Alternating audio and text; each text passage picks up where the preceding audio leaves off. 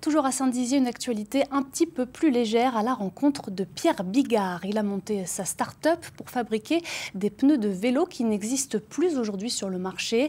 La demande est croissante et le collectionneur réussit à faire du neuf avec de l'ancien. Portrait d'un passionné de bicyclette avec Geoffrey Tridon et Marie-Galante Fontin. Un jardin des merveilles où la petite reine règne en maîtresse. Du vélocipède au premier vélo de compétition, dans ce musée à ciel ouvert s'exposent de grandes raretés. Comme cette bicyclette-là qui est de 1892, qui est un modèle iconique de fabrication française de la marque Hirondelle, qui est le modèle Hirondelle Superbe. Alors c'est pas le vélo le plus rare de ma collection, des vélos comme ça, il y en a peut-être une trentaine qui restent dans le monde. Par contre, c'est le vélo le plus iconique, c'est un des vélos les plus recherchés par les collectionneurs et par les musées parce qu'il a une forme vraiment très originale. Une collection d'une centaine de vélos anciens, débutée il y a 10 ans. Le plus ancien, c'est un vélocipède, ça va être 1869-1870.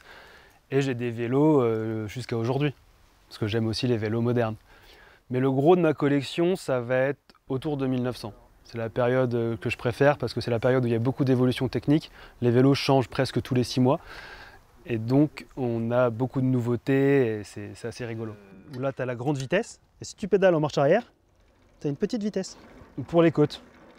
Ce vélo, il est équipé de jantes d'une certaine dimension. Aujourd'hui, on ne trouve plus les pneus.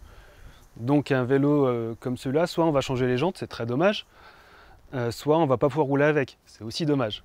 Dommage, mais plus pour longtemps, car derrière le collectionneur se cache aussi l'entrepreneur. Il y a un an, il lance sa start-up en reprenant le nom d'une ancienne marque de pneus, Bergougnan. Je voulais que ça paraisse le plus authentique possible pour un collectionneur. Donc je ne voulais pas juste faire un pneu qui ressemble à un pneu ancien, je voulais que ce soit au plus proche de la réalité historique. À l'histoire se mêle la modernité. Pierre remodélise de vieux pneus en 3D pour obtenir ses différentes séries. Et le but, c'est de lancer d'autres modèles, dans d'autres tailles, d'autres coloris, pour couvrir une gamme pour tous les types de vélos de toute époque, on va dire de 1895 à 1960, pour que le collectionneur, peu importe le vélo qu'il a, puisse mettre des pneus authentiques sur son vélo. Encore à l'étape de prototype, ces pneus sont fabriqués à Taïwan. Ils seront disponibles d'ici quelques semaines.